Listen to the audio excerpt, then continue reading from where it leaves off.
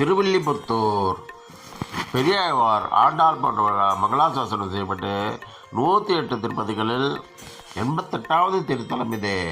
மூலவர் வடபத்திரசாயி, தாயார் ஸ்ரீ ஆண்டாள், உற்சவர் ரங்கமன்னார், கிழக்கு நோக்கி சயன திருக்கோலம், சம்சன விமானம், திருமுக்குளம் தீர்த்தம், வில்லிபுத்தூர் விட்டு சித்தர், பெரியாழ்வார் மற்றும் சூடிக் கொடுத்த சுடற்கொடி ஆண்டாள் நாச்சியார் திரு அவதாரம் செய்த திருத்தலம்.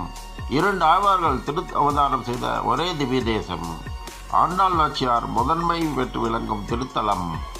அக்காலத்தில் இவ்வூர் செண்பக மலர்கள் நிறைந்த வனமாக காட்சி தந்தது. அப்போது இந்த பகுதியை ஆண்ட அரசனுக்கு வில்லி, கண்டன் என்று 2 பிள்ளைகள் பிறந்தனர். இருவரும் இறைவன் திருமால் மீது மிகுந்த பக்தி கொண்டிருந்தனர்.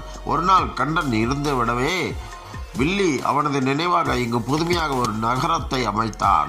அவனது பெயராலேயே இந்த ஊருக்கு வில்லிபுத்தூர் என்று பெயரானது. பின்னாளில் திருமால் இங்கு வந்து குடிகொண்டுள்ளமையால் இந்த ஊருக்கு திருவில்லிபுத்தூர் என்ற பெயர் பெற்றது. அப்பெயர் மருவி தற்போது ஸ்ரீவில்லிபுத்தூர் என்று அழைக்கப்படுகிறது. அக்காலத்தில் சுதபா என்ற முனிவர் இறைவன் திருமாலின் மீது மிகுந்த பக்தி கொண்டிருந்தார். அவர் ஒரு நாள் துர்வாசனின் சாபத்திற்கு ஆளானார்.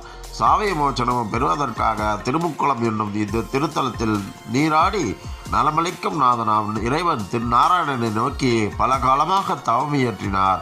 அவரது தவத்திற்கு மனமிறங்கிய இறைவன் ஒரு நாள் காட்சி தந்தருளி சாப விமோச்சனம் அளித்தார். அப்போது முனிவரின் வேண்டுகோளுக்கு இணங்க இறைவன் நிரந்தரமாக இங்கேயே குடிகொண்டார்.